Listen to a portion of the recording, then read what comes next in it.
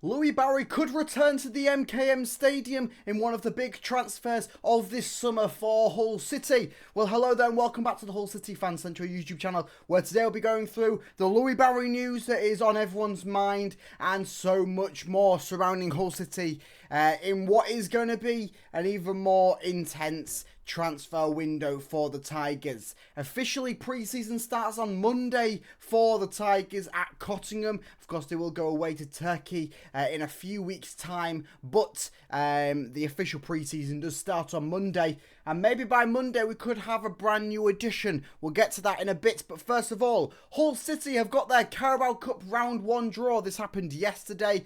As I said, I'll cover it today. Well, we've got Wrexham away, so it's an interesting one there. Of course, we will play Wrexham 2 times in the league, and then now 1 time in the League Cup, as we will take on them away at Wrexham. Week commencing the 11th of August, no official date as of yet, but it'll be at some point during that week. Most likely going to be a Tuesday night or a Wednesday night fixture down towards Wales, which is lovely jubbly. But an interesting one, considering that we haven't faced Wrexham in over 20 years. I believe our last time we've played them was in League One back in February of 2005, if my memory serves me correct. And luckily, I think we won that one 2-1. So we haven't played them in 20 years, and then we're going to play them 3 times all in one season. That's just the way things crack in football, isn't it? So Wrexham away in the Cup. Let's go on to how some of the international duties have shaken out for some of the players for Hull City. So 4 players have represented their international squads for the off-season. So let's have a look. Casey Palmer starts off with. He's the big one, played for Jamaica over the summer. So we begin our international roundup with a player who has played the most games during the off-season, Casey Palmer. Called up to 3 separate squads, the midfielder featured 6 times. The first camp saw Palmer play at Brentford's G-Tech Community Stadium for the Unity Cup, in the semi-final against Trinidad and Tobago. Palmer scored his first goal for the Reggae Boys as he delegated a Panenka penalty to give them the 1-0 lead at half-time. Defeating Trinidad 3-2 set them up in the final against Nigeria, a game new signing Semi Ajayi was named on the bench for Nigeria. Palmer played 75 minutes as Jamaica lost in the Unity Cup final on penalties after a 2-2 draw. In the second camp for Steve McLaren's side, Palmer came off the bench twice in Jamaica's World Cup qualification fixtures for CONCACAF countries, playing a total of 34 minutes in victories over British Virgin Islands and Guatemala.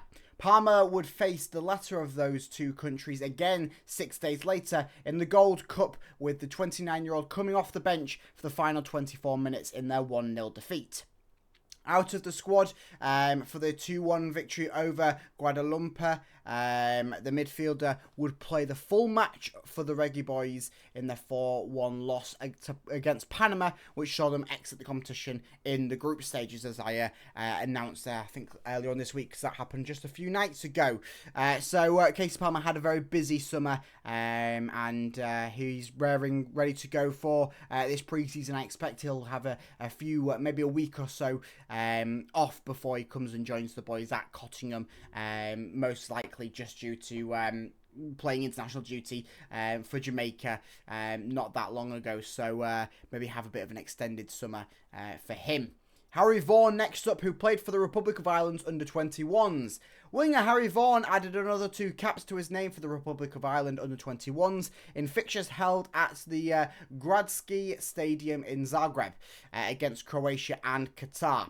Replacing Stoke City's Darius Lipsuk for the final 24 minutes in the first fixture, a 1-0 loss to Croatia. Vaughn started the second friendly against Qatar's under-23s, playing 74 minutes before being replaced by Drogheda United's Warren Davis. Jim Crawford's side played out a goalless draw on that one. So Harry Vaughn, 2 more caps for the under-21s for Ireland, and then playing, if my math can do me quickly, 98 minutes there in total across the 2 games for Harry Vaughn. Aidan Shenu or Shehu in the academy for Albania's under-21s. So in the academy, Aiden Shinu received his first caps for Albania's under-21 level, playing every minute in two friendly fixtures. The first test saw Albania take on Hungary at the, I'm not going to try and pronounce it, stadium, on the 5th of June, with Albania winning 2-1 courtesy of goals from Osmani and then substitute Dodjaj. Aiden continued to play his starting position in the defensive midfield role in the second friendly test 3 days later against Turkey, played at another stadium that is very long and I'm not going to try and pronounce. Turkey did win the fixture though, 1-0, courtesy of some guy, I'm not going to try and pronounce his name's goal. So a lot of things that I can't really pronounce on the face of things, but 2 games, 2 full 90-minute games for Aiden there in the Albanian under-21 side. Gustavo Puerta for Colombia. Our fourth and final player on international duty was Gustavo Puerta with Colombia.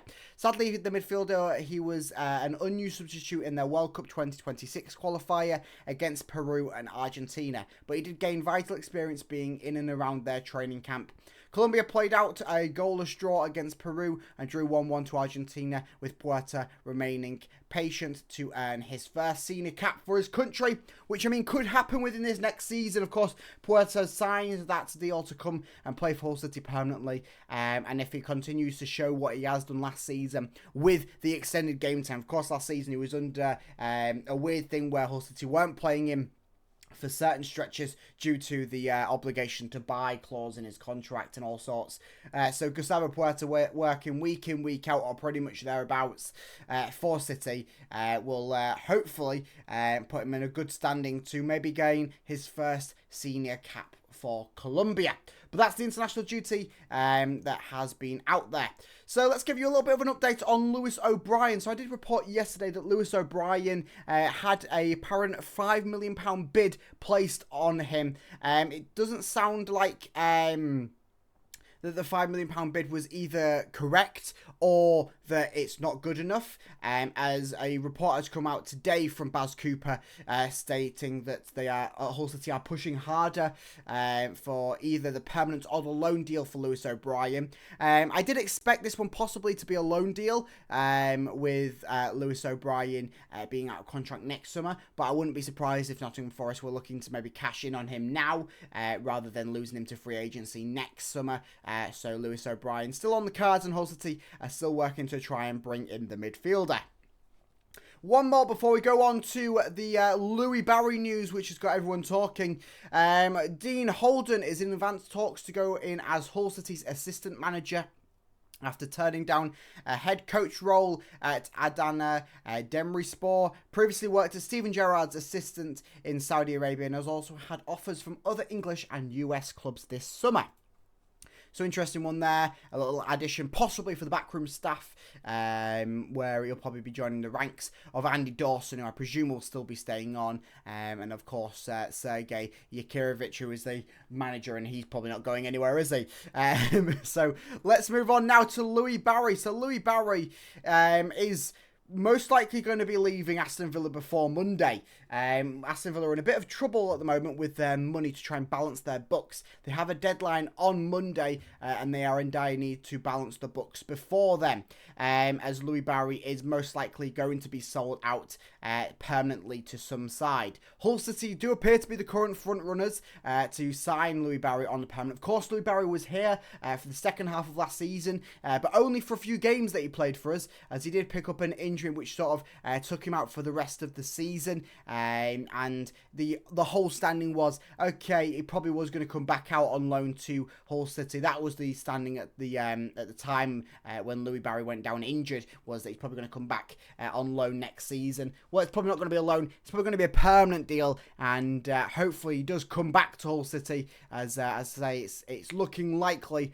as Aston Villa are urgent to get rid of him before Monday, and so Louie Barry could be making his return back to the MKM Stadium, and it could be announced. Well, it most likely will be announced before Monday. So we'll keep up to date on that one. If anything does urgently happen over the weekend, of course, I'll keep up to date here on the Hull City Fan Central YouTube channel.